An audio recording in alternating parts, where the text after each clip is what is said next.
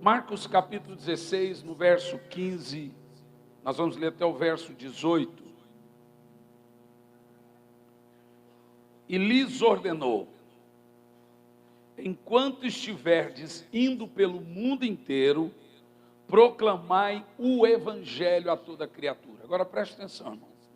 Nós vamos ver aqui nesse texto uma conexão da proclamação do evangelho com a ministração dos dons de poder. Proclamar o evangelho não é só apenas expor às pessoas alguma coisa teórica. Existe algo prático nisso. Veja lá. Enquanto estiveres indo pelo mundo inteiro, proclamai o evangelho a toda criatura.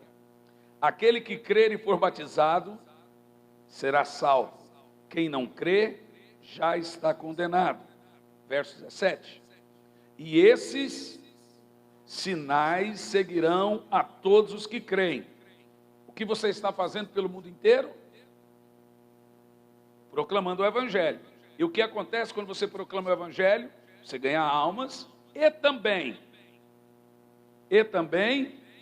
cura os enfermos e expulse os demônios. Curai os enfermos e expulsai os demônios. Pegarão serpentes com as mãos, e se algo mortífero beberem, de modo nenhum lhes fará mal. Sobre os enfermos imporão as mãos, e eles serão curados. Concluindo, depois de lhes dar orientação, o Senhor Jesus foi elevado aos céus e assentou-se à direita de Deus. Bom, é uma coisa tão estúpida o cessacionismo. Cessacionismo é uma linha teológica que crê que os sinais, prodígios, expulsação de demônios, tudo isso ficou na igreja neotestamentária, a igreja do primeiro século. Dizem que as últimas palavras de um homem são as mais importantes. Pois bem, senhores, nós estamos diante das últimas palavras de Jesus. Desobedecer isso é uma coisa muito grave. Jesus deu orientações à igreja. Poderíamos nós nos isentar ou nos eximir dessa obediência? Depois de Jesus dizer: ide pelo mundo, pregai o evangelho a toda criatura, ele vem: enquanto estiverem indo, essas coisas devem acontecer. Se nós não estivermos conectados com essas palavras de Jesus, nós podemos ter nome de igreja, jeito de igreja, cara de igreja, CNPJ de igreja, cacuete de igreja, mas não somos a igreja de Jesus. Eu sei, estou convicto, que esse negócio de dons, poder, sinais, maravilhas, isso é tão poderoso na arte da evangelização, que muita gente usa isso, funciona tanto, que muita gente usa isso de modo ganancioso para ganhar a vida. Funciona até para os mal intencionados, senhores. É a maior estratégia global que o Senhor deixou para a sua igreja, são sinais. Agora, será que nós estamos próximos disso ou distante disso? Porque veja, aonde a ideia de que os dons cessaram. Então esses dias eu vi um teólogo dizendo, ele disse assim: quando Judas traiu Jesus, ele não ficou gritando e berrando, Judas estava endemoniado. Ou ele também disse, quando alguém chegou até Jesus possesso, o Senhor apenas mandou que se arrependesse. Bom, isso também é um fato. É fato que a palavra em si, ela tem sim poder. Bom, se você perguntar para mim, como teólogo, estudioso da Bíblia, se crente fica endemoniado, eu vou te dizer que não. Tecnicamente, biblicamente falando, não é possível, mas na prática, eu vejo o crente ficando endemoniado. Já expulsei demônios de alguns. Tem como nós encontrarmos, que agora essa doutrina da hipergraça vai pior. Diz que como nós estamos na graça, o diabo foi aniquilado. Na realidade, ele está na cabeça de quem fala isso. Porque duvidar do diabo é a maior estratégia do diabo. E hoje eu quero falar sobre meios pelos quais se recebe a cura. Preste atenção no que você vai ouvir aqui nessa noite, pois tem uma importância muito grande no nosso tema desses dias. Meus irmãos, há inúmeras maneiras pelos quais a cura divina pode ser obtida. Muitas maneiras. Primeiro, a cura divina existe. E eu quero deixar uma coisa clara aqui. Toda cura é divina, inclusive as promovidas pelos médicos. Eu vou dizer de novo. Já aconteceu de pessoas estarem em cruzadas nossas, em eventos, não terem nenhum diagnóstico. O médico nunca descobriu o que a pessoa tem, mas ela foi lá e participou, nós oramos, daqui um pouco ela volta lá e o médico fala, eu sei o que você tem. E vai lá e descobre um meio e a pessoa é curada. Irmão, você sabe, não existe cura científica, não existe remédio curador.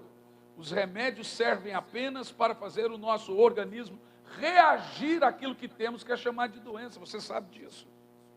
A doença está dentro de nós e a cura também. Então, por exemplo, os antibióticos, os remédios, todos os remédios são dados a nós, eles apenas entram no nosso organismo para que o nosso organismo reaja. Vou te dar um exemplo.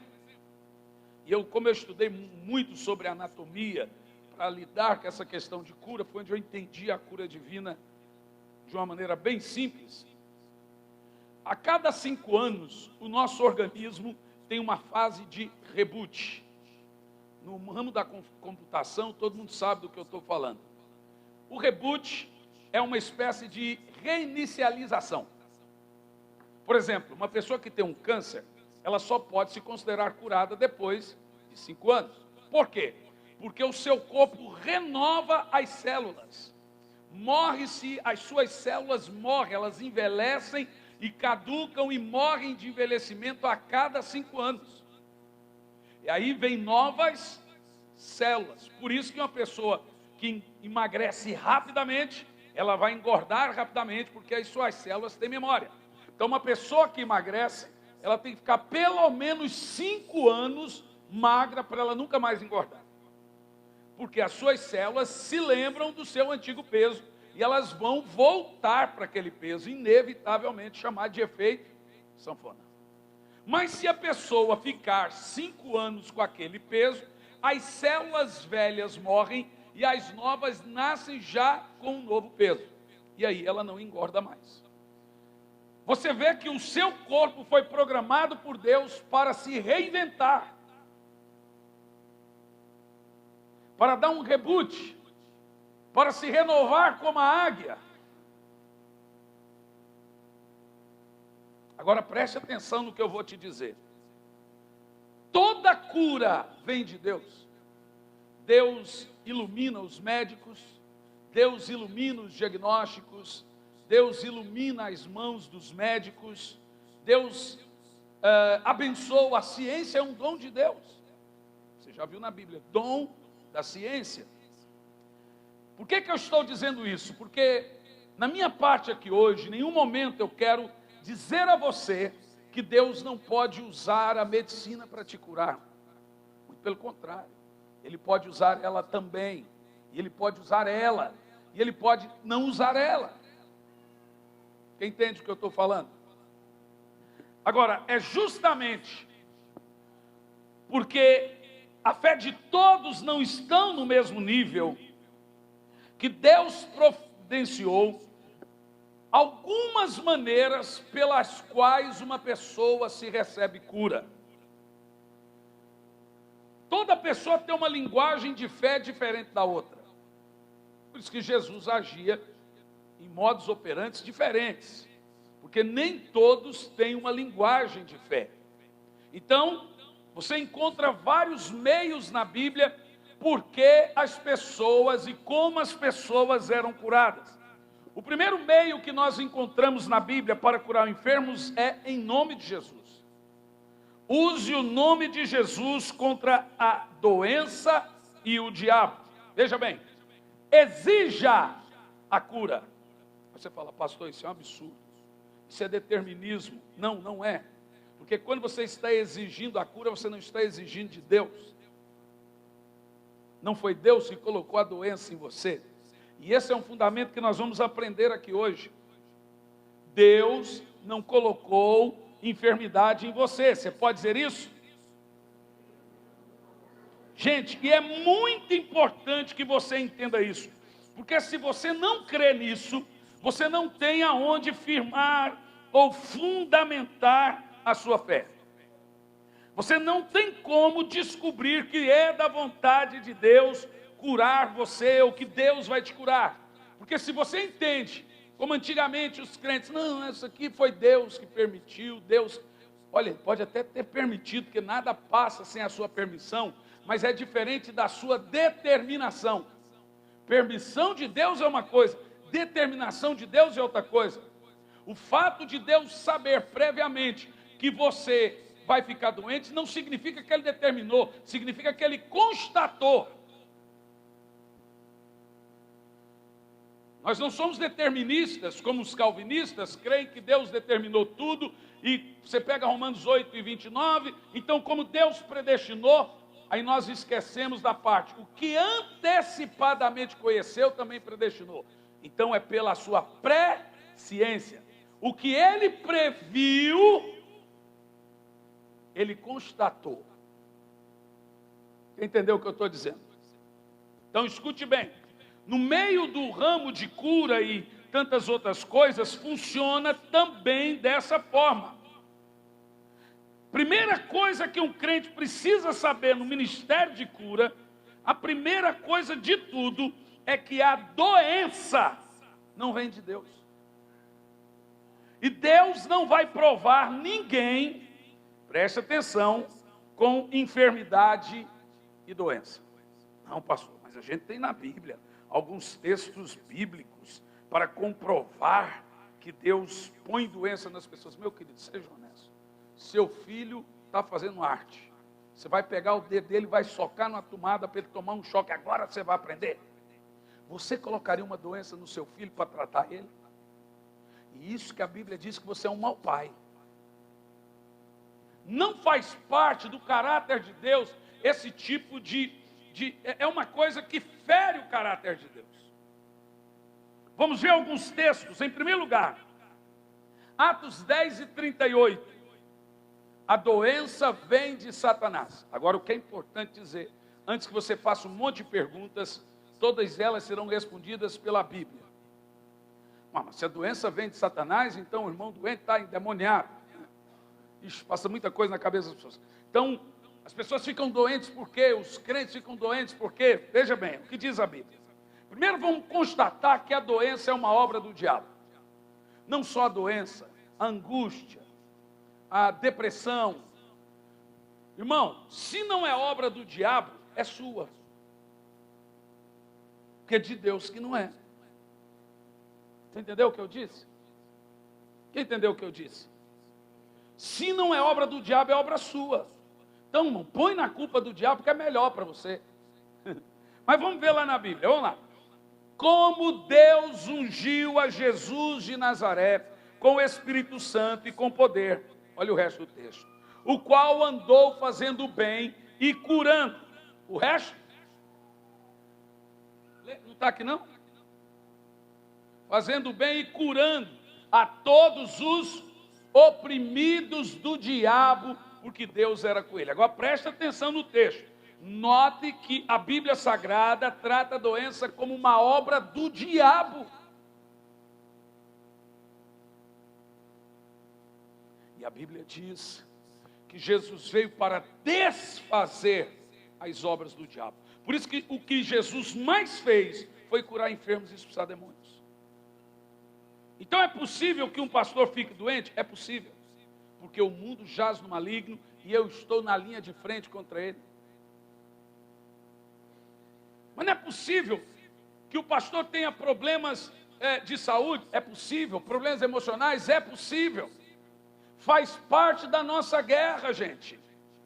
Estamos no mundo que Quem começou a ler o livro Anjos e Demônios? Quem começou a ler? Terminou já? Você terminou o livro todo. Não tem como, irmão. O cara ganhou de mim. Eu peguei ontem um livro de 480 páginas, li 300. Me custou a noite, mas eu li. Você leu o livro todo? Uau! Eu já vi gente ler ele em 2 dias, mas um dia. Mais alguém fez essa loucura aí também? Se você ler no meu livro, você vai perceber que a Bíblia chama Satanás de Deus. Deus desse século. Príncipe desse mundo. Príncipe do mundo que cegou o entendimento para que não veja a glória de Deus. Ele não é Deus como Deus, mas ele é Deus do mundo caído por ser também caído. Se você vê as 10 pragas do Egito que vieram a Israel, foram para envergonhar, disse Deus, eu vou prostrar os deuses do Egito. Você sabe quantos deuses tinha no Egito? 10. Quantas pragas? 10. Cada praga estava envergonhando um Deus. Por exemplo, os 3 dias de escuridão no Egito. Você sabe que existe um Deus, o Deus Ra, que é o Sol. E ele todo dia, segundo a mitologia egípcia, entra em guerra com Apófise. Apófise é a serpente. Então o egípcio não saía, não saía à noite, porque segundo ele, Ra estava lutando com Apófise, a serpente, para vencer a serpente e nascer no outro dia. Então, eles estavam desprotegidos, que Ra não estava disponível. O que Deus fez para envergonhar o Deus Ra? 3 dias sem sol. Então tinha Anubis, o Deus, um cara de boi, o bezerrinho de ouro lá, é o Anubis. O que Deus fez para envergonhar ele? Matou todos os animais, os boizinhos e tudo. Tinha... agora realmente eu me esqueci. A deusa da beleza. Quem pode me ajudar aí, gente? Realmente eu me esqueci.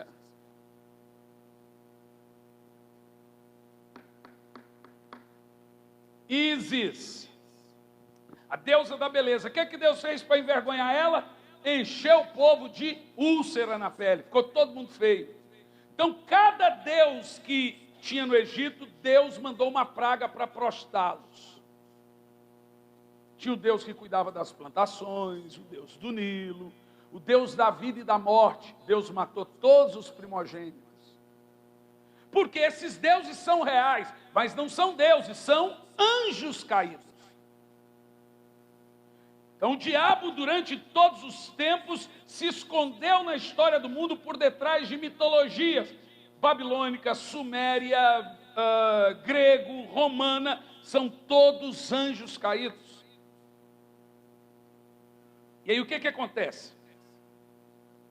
A Bíblia Sagrada diz que o Senhor Jesus veio para desfazer essas obras do diabo no mundo. O judeu é o povo mais próximo da demonologia que possa existir. Ninguém entende tanto de demônio igual o judeu. Tanto que todas as histórias que lemos sobre demônios é lá. Você entende o que eu estou dizendo?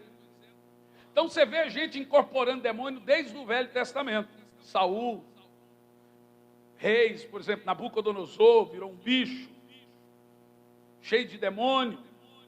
Reis completamente possessos.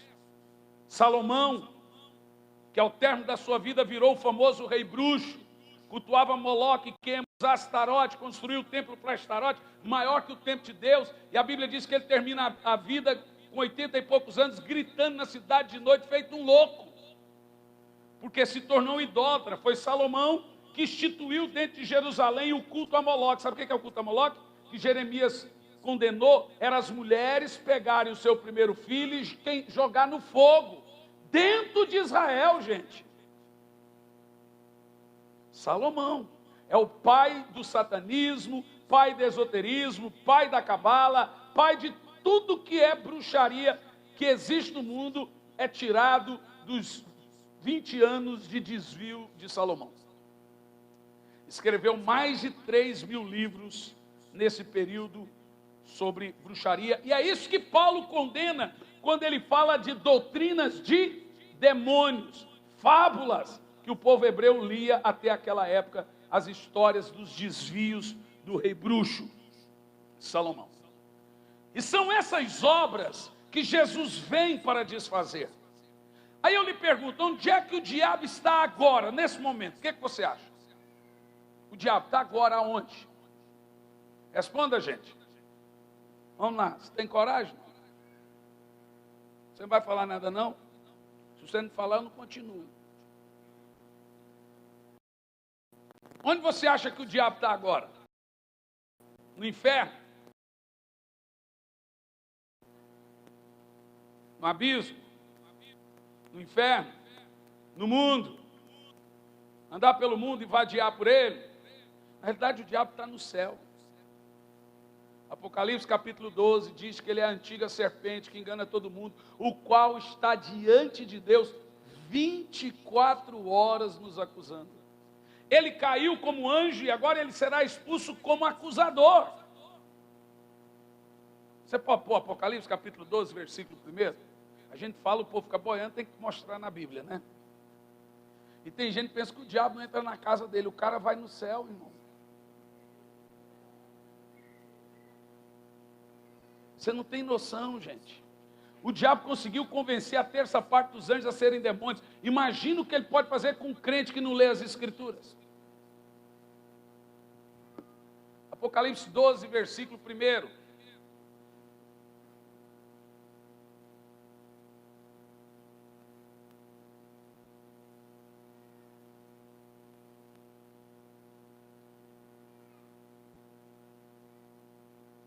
A partir do versículo 4. A sua cauda arrastou consigo 1/3 das estrelas do céu, lançando na terra. O dragão pôs-se diante da mulher que estava para dar luz, para devorar o filho no momento em que nascesse. Está falando do diabo perseguindo Israel por causa de Jesus. Continua. Ela deu à luz a um filho homem que governará todas as nações com sede de ferro. Seu filho foi arrebatado para junto de Deus e de seu trono. Isso aí todo mundo concorda. Pode continuar. A mulher fugiu para o deserto, para um lugar que lhe havia sido, deixa eu pegar o versículo certinho aqui, verso 9. Vamos ler todos juntos? Vai lá. O grande dragão foi lançado fora. Ele é a antiga serpente, chamada Diabo ou Satanás, que engana o mundo todo. Ele e os seus anjos foram lançados em terra. Continua. Então ouvi uma forte voz no céu que dizia, vamos lá? Agora veio a salvação, a batalha final, e o poder e o reino do nosso Deus. Rapaz, se eu ler picado assim eu vou pirar. E a autoridade do seu Cristo, pois foi lançado fora o acusador dos nossos irmãos, que nos acusa, veja o verbo desse tempo, nos acusa agora, diante do nosso Deus, de dia e de noite. O diabo assiste culto, o pastor dele ainda é Deus, o diabo é um crente rebelde. Tem gente que pensa que o diabo é inimigo de Deus. Deus não tem inimigo, porque Deus não tem outro Deus como ele. A Bíblia diz que ele é inimigo do povo de Deus. O diabo, ele é um inimigo intelectual, não de força. Não de força. Todas as batalhas que você vê travadas com o diabo é contra Miguel. O diabo não é doido de intervir, investir contra Deus. Toda batalha na Bíblia inteira, do Gênesis ao Apocalipse, é uma batalha intelectual, a batalha pela verdade. Foi isso mesmo que Deus disse, Eva.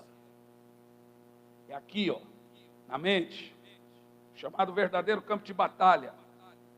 Mas em Lucas 13:16 diz, para provar a você que filhos de Deus podem sim ficar escravizados pelo diabo. Nós estamos no mundo dele, gente. O mundo jaz no maligno. Por isso que somos entregues à morte todo dia. Por isso somos perseguidos, por isso somos afligidos, por isso sofremos na carne. Eu vos envio como ovelhas no meio de lobo. Vocês são entregues à morte todo dia. Está falando só, é morte contra o diabo, gente. Lucas 13:16, temos a história da mulher encurvada. Tinha ali talvez uma doença óssea. que Jesus curou essa mulher no dia de sábado. E não é só esse texto que lemos, que a doença é comparada a uma obra maligna, mas veja aqui o texto. Depois de Jesus curar a mulher, os fariseus ficaram endemoniados, que foi no dia de sábado. E a resposta de Jesus: então essa mulher, uma filha de Abraão, a quem? Veja que filha de Abraão aqui é um tipo. Jesus, em Marcos 16, conta a parábola do rico e do Lázaro, e diz que o rico olhou no céu e disse: pai Abraão, porque Abraão na Bíblia é um tipo de Deus. Então, quando Jesus estava pregando aos judeus, ele usava muito o termo filho de Abraão para deferir-se os filhos de Deus. Gálatas 3, versículo 14. Todos os que são da fé são filhos de Abraão. Quer dizer, somos filhos de Deus, porque somos justos. Justo vive pela fé. Então Jesus agora ensina, essa mulher filha de Abraão, filha de Deus, a quem há 18 anos Satanás mantinha presa. Jesus está dizendo, eu não posso curar uma mulher que há 18 anos é escrava do diabo, uma filha de Deus. Ele usa o termo filho de Abraão para dizer, ela é diferente do não crente, do gentil. O gentil não é filho de Abraão, mas ela é.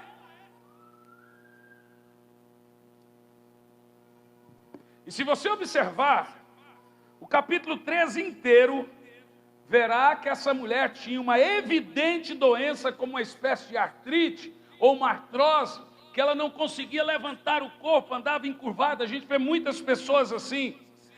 E essa doença era uma espécie de prisão que Satanás tinha no corpo dela. Ela não é possessa. Jesus usa o termo oprimida, uma batalha.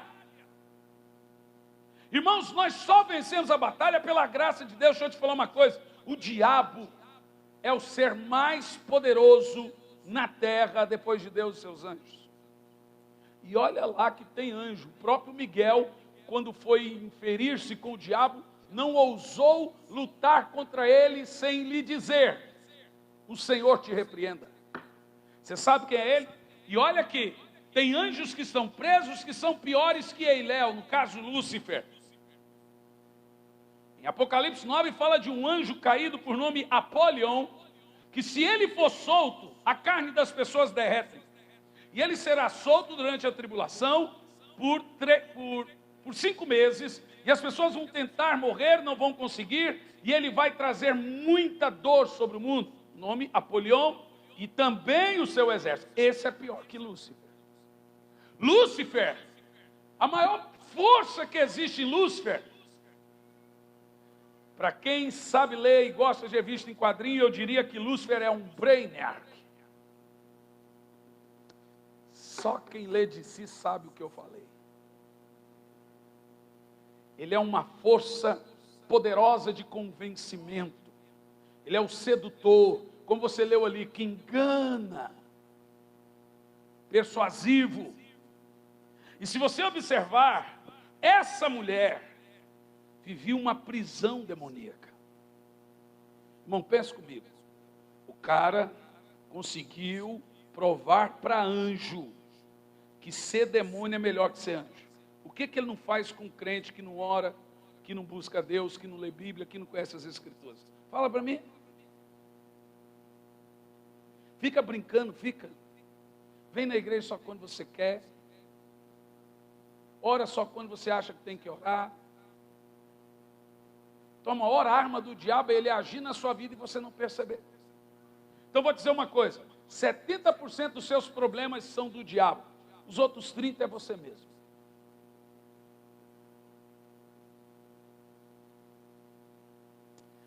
Primeiro de João 3,8, Jesus veio para desfazer as obras de Satanás. Agora preste atenção. Satanás possivelmente procura 2 fortalezas no nosso corpo. A primeira, o pecado. E o pecado é uma fortaleza que o diabo tem em nós. E essa fortaleza que o diabo tem em nós nos faz seus servos. Todo que continua vive na prática habitual do pecado, é filho do diabo. Foi João que disse isso, está na Bíblia. Filho do diabo. Agora presta atenção. Ah, mas eu sou filho de Deus. Existe uma diferença entre filho do e filho de, entre adquirido e gerado. A Bíblia diz que Caim é filho do, não de maligno. Jesus é filho do homem, mas também é filho de Deus. Ele é filho de Deus que foi gerado por Deus e do homem porque foi adquirido em carne. Ele veio em carne, então ele é filho do homem, por causa da carne. Caim não é filho de maligno, ele é filho do. Quando Adão pecou, toda a raça humana foi adquirida pelo diabo. Passou-se a ser chamada de filhos do maligno. Jesus chamou os fariseus: vocês são filhos do diabo, o vosso pai, porque procurais satisfazer a vontade dele. Toda a raça humana sem Cristo, ela tem a mente do diabo, cultua e faz as obras que o pai deles quer, de forma adquirida, não gerada. No entanto, quando você vem para Jesus, você agora é gerado por Deus, por natureza, e adquirido por Cristo. Aí a Bíblia chama você de filho do Cristo, porque você foi adquirido, adotado. Quem está entendendo o que eu digo? Agora, a doença, ela é uma fortaleza que Satanás tem para nos fazer sofrer. Ele sabe que você é um bom crente, mas ele quer que você sofra. Então, em segundo lugar, parece que o que eu vou dizer aqui é meio óbvio, mas não é tão. Eu vou te explicar isso de forma técnica. É desejo de Deus curar você. Veja que uma coisa puxa a outra. Se você crê que Deus pode ter usado essa doença para tratar você ou para não sei o quê, você vai ter dificuldade para ter fé na cura. Tem gente que se sente até culpada em pedir cura para Deus, que talvez foi Ele que deu a doença. Então deixa eu te explicar. Não é simples um crente segurar a fé na certeza que Deus quer curar ele. Deixa eu te perguntar uma coisa. Deus quer te salvar ou quem sabe te salvar? Responda. Você acha que tem alguma dúvida no coração de Deus para salvar você? Ou talvez te salvar, ou é da vontade dele que nenhum pereça, mas que todos venham a se arrepender? Deus quer te salvar ou quem sabe te salvar? Deus quer te curar ou quem sabe te curar? Eu vou te provar como a maioria de nós não temos fé de fato que Deus quer nos curar, pela maneira como nós tratamos a doença. Vamos lá. Quando você precisa de perdão, o que você faz? Responda. Corre diante de Deus, se arrepende e pede perdão. Quando você precisa de cura, qual é o tratamento que você dá para o pecado? Responda para mim, irmão. O tratamento que você dá para o pecado é na cruz. Qual é o tratamento que você deveria dar para a doença? Na cruz. Porque na cruz ele levou as duas coisas, seu pecado e a sua enfermidade. Deus tratou a doença no mesmo modo que ele tratou a enfermidade. Então, às vezes, nós temos fé para a salvação e não temos fé para a cura. Aí nós usamos termos como: Senhor, se for da tua vontade. Acabou, já não tem fé para ser curado quando ora esse tipo de coisa. Quando você ora assim, é a mesma coisa que: Senhor, se for da tua vontade, salva meu filho. Deus fala: não, não é não. Eu mandei Jesus só para fazer um teatro. Você já pensou na gravidade da oração que a gente faz diante de Deus? Se for da tua vontade, me cura. Irmão, que conversa é essa? Que papo é esse de se for da sua vontade? Presta atenção. Agora, Jesus está andando ali naquela região e um homem sai do meio das pedras e grita: Senhor, se quiserdes, pode curar-me, pode tornar-me limpo. Esse homem era um leproso. Presta atenção. Notem que o homem não disse se puderdes, ele disse se quiserdes. Ele não duvidava do poder de Jesus, ele duvidava da vontade, da bondade. Todo mundo sabe que Deus pode curar, mas poucos sabem se Ele quer curar. Você não pode querer ter fé em Deus para alguma coisa, sem ter conhecimento para aquilo. Ter fé para algo, sem conhecer sobre aquilo, é querer colher sem plantar. Como você acha que você tem fé para a cura? A prova que nós não temos fé para a cura é que nós usamos termos, o tempo de Deus, se for da vontade de Deus. É óbvio, irmãos, que diante de tudo que eu estou pregando, a gente põe aqui a soberania de Deus. É evidente, no entanto, tem um problema grave. Soberania de Deus é critério divino. Fé para cura é critério meu. Eu nem deveria cogitar, se for da tua vontade, não tem nada a ver comigo. A Bíblia me ensina a ter fé. Se ele vai curar, não é problema meu. Isso é um critério dele. O meu critério é crer. E o que nós fazemos? Nós não conseguimos alcançar fé para algo e invadimos o critério de Deus. Se Deus vai curar, é dele. O meu papel é o quê? A Bíblia manda você crer. Não manda você ficar filosofando em cima da cura. Creia, meu filho.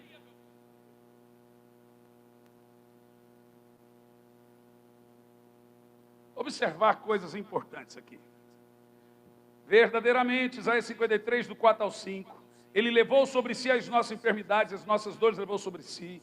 E nós o reputamos por aflito, ferido de Deus e oprimido. Mas ele foi ferido pelas nossas transgressões, moído pelas nossas iniquidades. O castigo que nos traz a paz estava sobre ele, e pelas suas feridas... Aí eu vejo alguns falar, somos. Não, está errado. É fomos, português experimental. Significa que hoje não é dia da sua cura.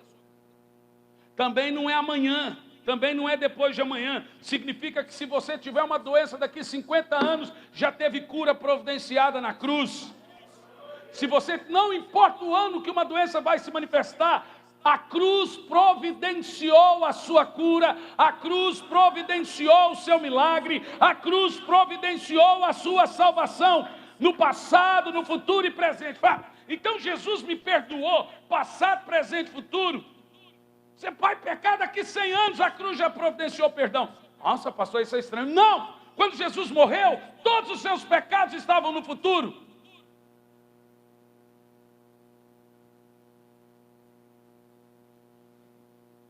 Ou seja, o dia do perdão, o dia da cura já aconteceu.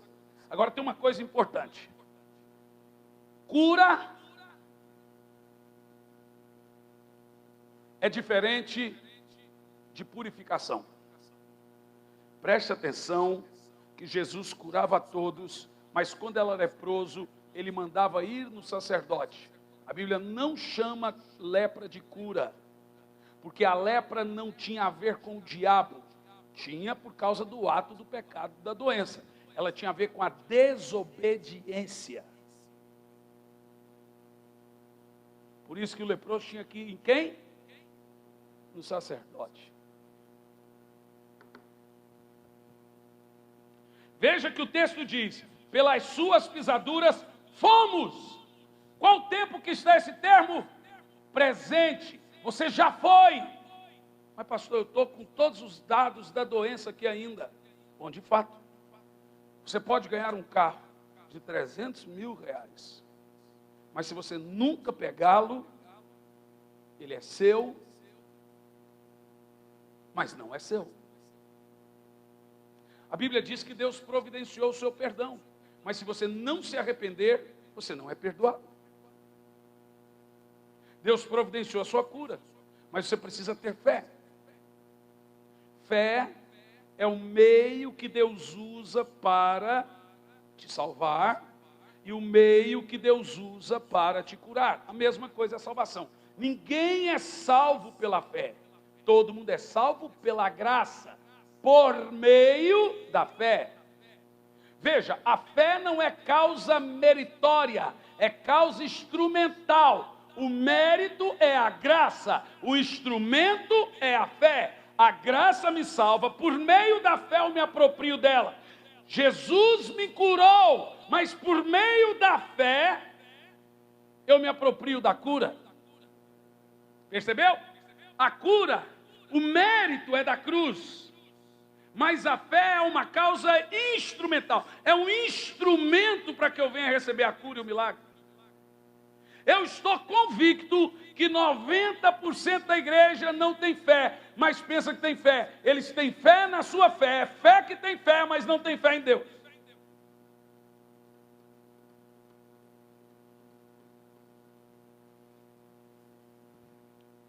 Tudo bem aí? Vamos ver 1 de Pedro 2:24. Eu pretendo responder suas perguntas ainda hoje.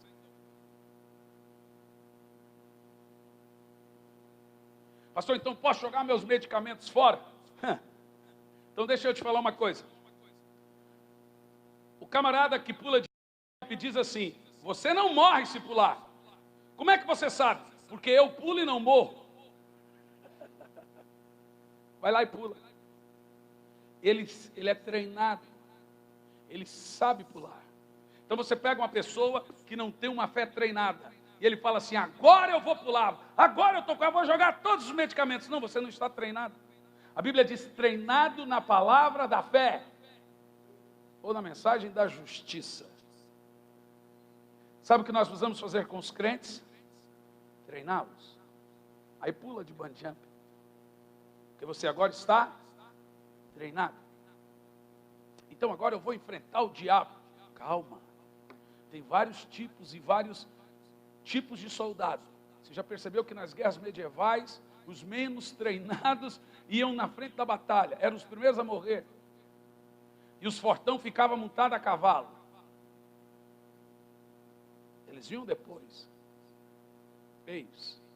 Não seja o crente afoito.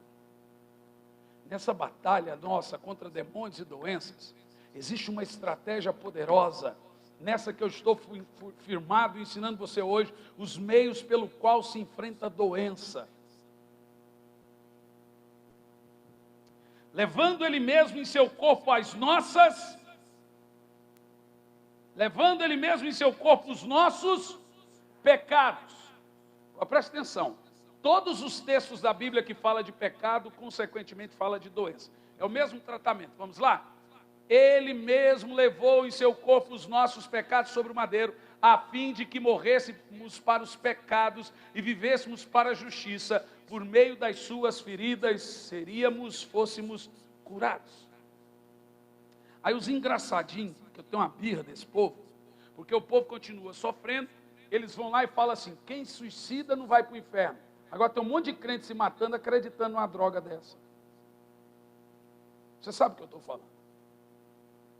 Tem coisa, irmão, que você tem que guardar para você. Tem coisa que eu tenho conhecimento que eu não tenho coragem de escrever em livro. Porque o povo não tem maturidade. São bebê na fé. Por isso que o meu livro eu digo que menor de 16 anos não pode ler. Eu digo mais, menor de 3 anos, de 4 anos convertido não pode ler.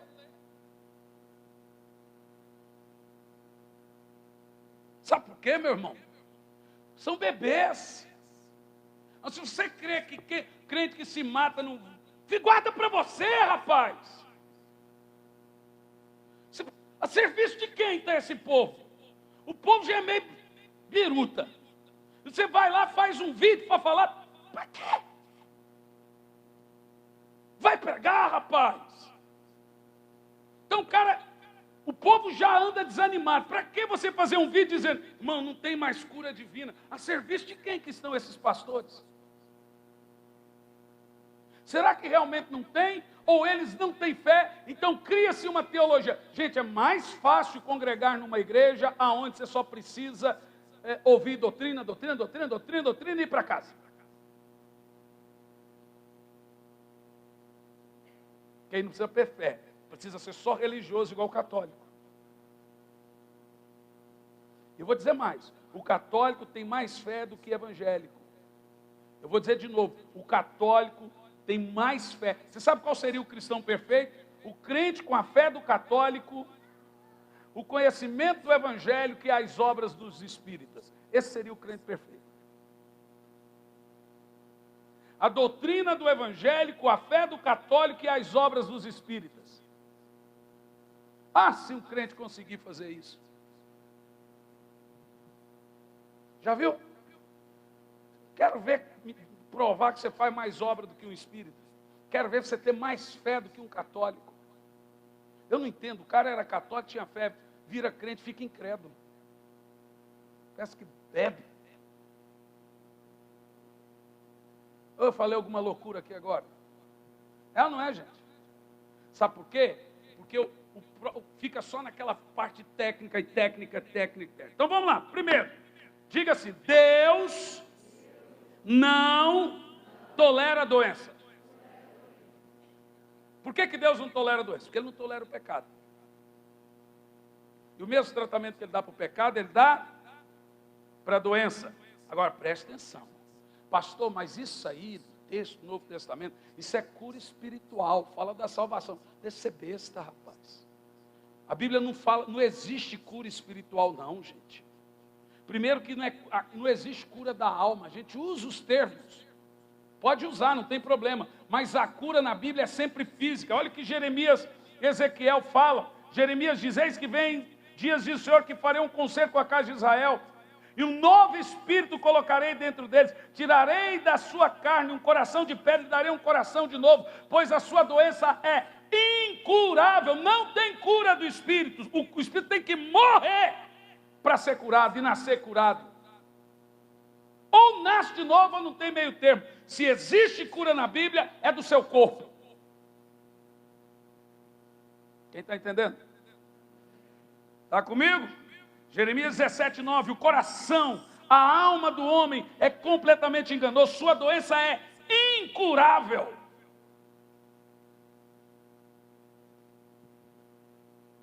Por isso que a Bíblia diz, 2 Coríntios 5:17, está alguém em Cristo, nova criação é. Acabou. Você recomeçou o seu estado de vida, o seu estado de fé. Quem está aí entendendo, aê! Mas dá um amém bem amenhado aí. Dentro dos meios que se recebe cura, o primeiro é use o nome de Jesus. E para você usar o nome de Jesus, você tem que repreender. Por isso que quando você exige a cura, você não está exigindo de Deus, você está exigindo.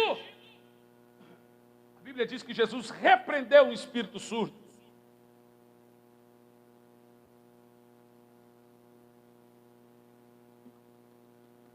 Está comigo aí, não? A Bíblia diz, em meu nome imporão as mãos sobre os enfermos e os curarão, em meu nome farão, em meu nome, em meu nome, em meu nome. Colossenses 2,15 diz que Deus deu um nome para ele. Colossenses 2,9 diz que nele está toda a plenitude do Pai. Agora escute o que eu vou te dizer, está escrito no meu livro, Curando os Enfermos, no nome de Jesus. Presta atenção, existe tanto poder no nome de Jesus, quanto que existia no corpo dele quando ele esteve na terra. Eu vou dizer, nós estamos de posse do nome de Jesus, como se estivesse de posse do corpo dele. O mesmo poder que tinha no corpo de Cristo, tem no nome de Cristo, e nós fazemos esse uso. Agora escute bem o que eu vou te dizer. Quando Jesus desceu ao inferno e venceu o diabo, foi você que fez isso. Agora esse pastor pirou. Não pirei não. A Bíblia diz que eu estava em Cristo. Ele foi meu substituto. Tudo que Jesus fez foi fazendo no meu lugar. Se ele desceu no inferno, fui eu descendo no inferno. Se ele venceu o diabo, fui eu nele vencendo o diabo. Se ele subiu triunfante, fui eu nele subindo triunfante. Se ele está nas regiões celestiais reinando e tendo todas as bênçãos, sou eu que estou lá reinando e tendo todas as bênçãos. Tudo que Jesus fez foi me capacitando a fazer. Você acha que Jesus precisa descer no inferno, irmão? Ele fez isso. Irmão, nós fomos colocados integralmente em Cristo. Quando fomos colocados integralmente em Cristo? Quando o meu pecado foi colocado nele. Ali eu fui colocado nele e nunca mais saí. Quando Jesus morreu, eu morri. Quando Jesus ressuscitou, eu ressuscitei uma nova criatura. Aleluia. Irmão, teologia simples da justiça. Simples. Coisa básica que a maioria de nós não sabemos. A salvação no nome de Jesus. A libertação no nome de Jesus. A cura no nome de Jesus. Segunda coisa. Unja com óleo. De acordo com Tiago 5:14. Meios pelo qual recebe a cura. Hoje nós vamos ungir os enfermos. Tem óleo por aí. toda igreja tem óleo. Não tem dinheiro, mas óleo tem de sobra. Está alguém enfermo entre vós? Veja o que o apóstolo está dizendo. Irmão, é um pecado gravíssimo um pastor não se preocupar com a enfermidade e os problemas espirituais do seu povo. Tem alguém doente entre vós?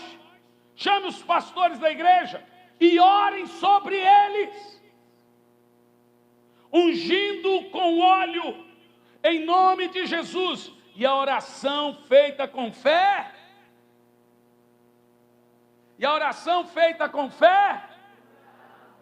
e Deus o levantará. Agora veja como cura e perdão estão juntos. E se houver cometido pecado, serão perdoados. Você não separa perdão da cura. Bom, vamos lá. Lembra que eu falei para você que Paulo pregou em Atos 14, e o paralítico ontem, lembra disso? Que Paulo pregou e percebeu que o paralítico tinha fé, e o paralítico teve fé, e Paulo ordenou que o paralítico se levantasse. Você já se perguntou o que Paulo pregou para aquele homem ter fé?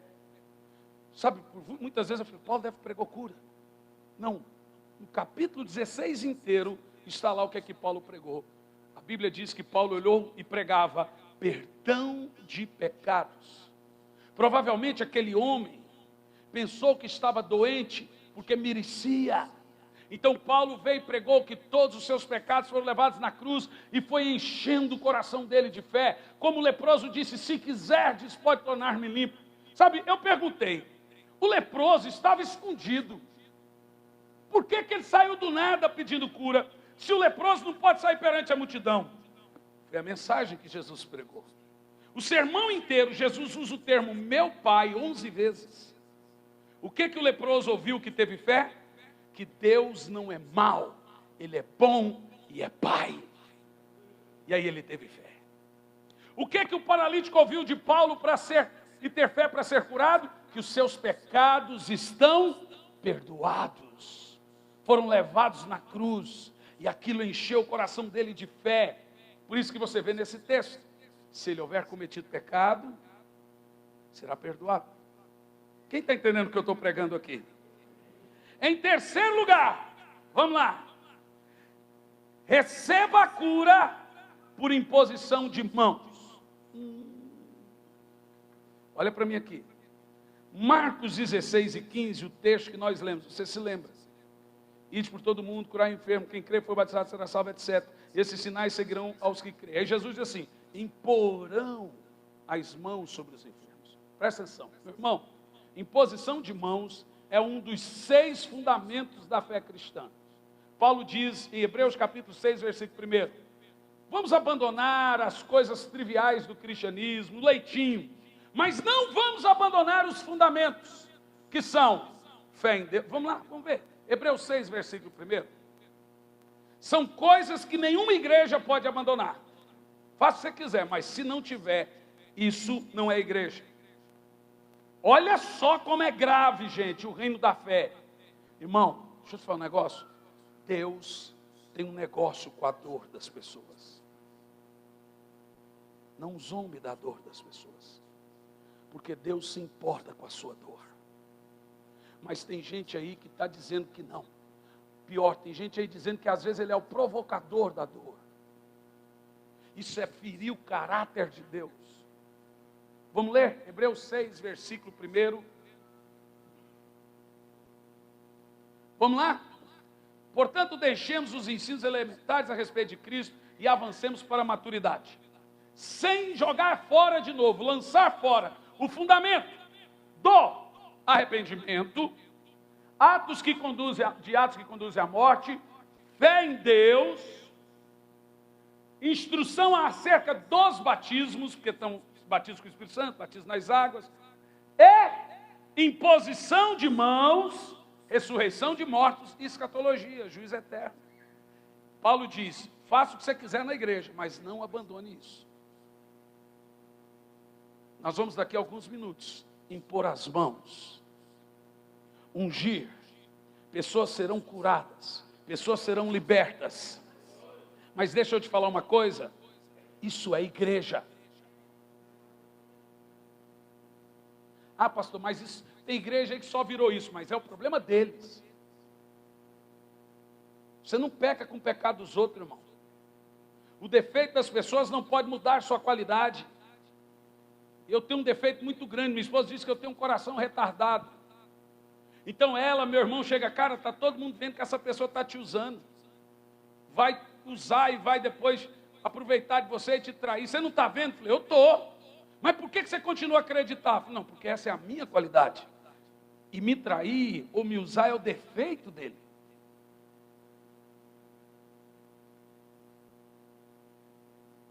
Então olhe para a pessoa. Tem um lá que falou assim, pastor, eu estou aqui porque eu quero crescer. Eu falei, no que sentido? Eu quero ser pastor, eu quero crescer, eu sei que você tem algo. Em outras palavras, está dizendo literalmente, eu quero o que você tem de bom. Querido, então fica aqui que eu vou te abençoar e vou te ajudar. Minha esposa falou, meu bem, o cara falou com todas as palavras que ele não está aqui porque te ama, ele está aqui porque quer te usar seu dom. Eu falei, eu percebi, mas que bom que ele viu algo de bom em mim, né? Fala, não, você é retardado, não. O cara vai, a cara do cara, eu falei, mas esse é o defeito dele. O meu coração diz que eu tenho que ajudar sem olhar quem. O cara não pode mudar o meu coração. Então os caras aí estão fazendo bagunça com libertação e cura. Vai mudar a minha fé. Então fulano de tal, esse dia eu estava realizando uma cruzada em Londrina, milagres, paralíticos andando, o cara escrevendo, Valdomiro, filhote Valdomiro. Falei, nossa, que privilégio para o Valdomiro. Você vê como que as pessoas são? Quer dizer, aconteceu uma cura ali a Valdomiro. Expulsou um demônio é de Macedo. Você viu como é que é o negócio? Irmão, mantenha a sua fé focada. Deus quer tocar em você aqui nessa noite. Deus quer fazer algo poderoso na sua vida aqui nessa noite. Agora, eu vou terminar aqui. Vem aqui, Rafa, para parecer que está terminando. Prepara já o óleo, vou usar os pastores, nós vamos ungir e orar por todos. O que eu vou falar agora, se você se lembrar de pouca coisa, isso você tem que se lembrar. É o mais importante. Primeiro, receba a cura por meio dos dons de cura. What? Como assim, pastor? 1 Coríntios 12, 9, nós vemos ali os dons espirituais que Deus colocou na igreja, e o dom de curar é um dom de operação de milagres, dom de cura, dom de poder, que é diferente dos métodos para obter a cura. O que é dom de cura? É uma manifestação sobrenatural sobre o indivíduo. Toda igreja tem a ordenação para curar, nem todos fluem no dom de cura. Tem gente que Deus usa para curar, tem gente que tem dom para curar. Também é usado, mas ele já recebeu o dom. Significa que ele vai fluir de forma natural. É o rio correndo naturalmente. É a pedra que cai, ela não volta, ela cai. Vou te dar um exemplo. Quando inauguramos a igreja em Curitiba, Luciano Subirá foi pregar. Estava ele e o filho dele. Luciano, para fazer uma média com o pastor da igreja, pregou uma baita mensagem evangelística. E todo mundo sabe que Luciano é mestre. E ele agora pregou e fez o apelo. Quem aqui quer aceitar Jesus, vem na frente. Ninguém foi. E ele ficou insistindo, ninguém foi. Que um pouco o filho dele levantou a mão e falou, pai, posso dar uma palavra? Vem aqui, Israel. Dele. Israel falou 5 minutos, fez o apelo. 15 pela internet, 10 ali no recinto. Eu falei, já sei quem é o evangelista da família. Eu falei, Luciano, você como evangelista está um bom mestre. Ele não é evangelista. Pode acontecer de alguma maneira, algum momento, Deus usar ele como evangelista? Pode. Mas o dom que flui como o rio na vida dele é de mestre. O dom de curar é aquilo que flui. Quem tem dom de curar, explode de testemunho. Tem gente que Deus usa para curar. Deus pode usar toda a igreja. Mas tem gente que tem dons de poder. Dons de cura e operação de milagres. Quem entendeu o que eu disse? Em quinto lugar, saiba que a cura lhe pertence. Levanta a mão e diga: a cura me pertence. Agora deixa eu te fazer uma pergunta muito importante. Presta atenção. Saiba a diferença entre as curas que Deus inicia sobrenaturalmente, por conta dele, e as curas que o homem inicia por sua própria fé. Nós temos que saber essa diferença, senão seremos impedidos de receber a cura. Em João 5,2 nós lemos sobre o tanque chamado Betesda. 5 alpendres construídos fora do tanque, estavam invadidos por uma multidão de doentes e paralíticos, mancos, mutilados, cegos, leprosos. Todos estavam esperando o movimento das águas. Um anjo descia do céu durante certo tempo e agitava as águas. Quando isso acontecia, só tinha um privilegiado. Quem se lembra? Isso era uma cura que Deus iniciava por conta. Então Deus iniciava algo por conta dele mesmo. Então algo acontecia por sua soberania. Tem gente que é curado sem ter fé, é possível. Mas isso é da conta de Deus, eu não tenho nada a ver com isso, eu não tenho nem cogitar com isso. Tem coisas que Deus faz porque Ele quer, do jeito que Ele quer, da maneira que Ele quer, mas não é da minha conta. E o que que Deus faz? O que que Jesus faz? Ele acaba com aquele privilégio. Percebeu que Jesus acabou com o tanque de Betesda? Quem entendeu o que eu estou falando? Então Deus iniciava algo. Agora eu tenho uma pergunta tremenda. Você já percebeu que no meio de uma grande cruzada, no meio de uma grande multidão, você ora por tantos paralíticos, 5.000 pessoas, mas só alguns são curados? Aí pergunta, mas a cura não é para todos? A cura é para todos. Porque a fé, ela possui muitas linguagens. Ou seja, por que Deus inicia milagres por conta dele mesmo? Por sua misericórdia. Então eu chego a um fundamento aqui nessa noite, que vai reformar a sua fé. A cura não é sempre instantânea. E nem toda cura instantânea é uma bênção. Preste atenção, senhores. Por que um crente fica doente?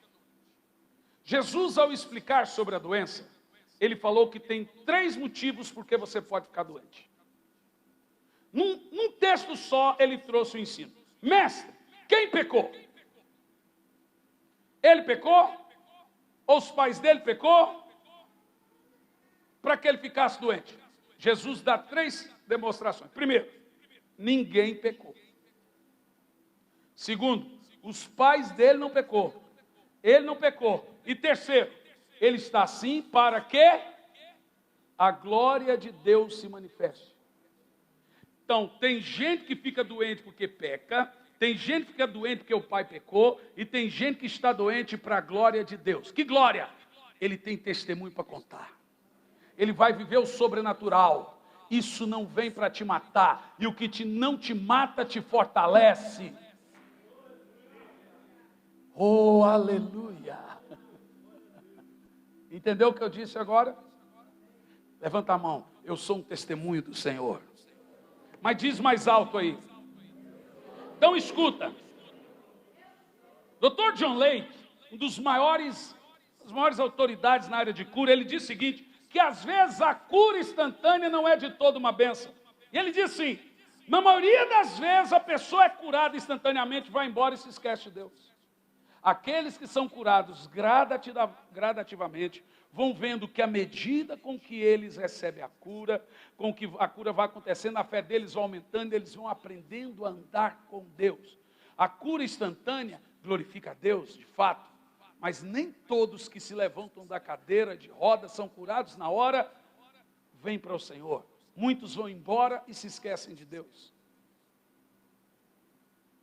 Então Jesus cura de 2 maneiras, instantânea e gradativa. A cura instantânea é a melhor coisa para o evangelista.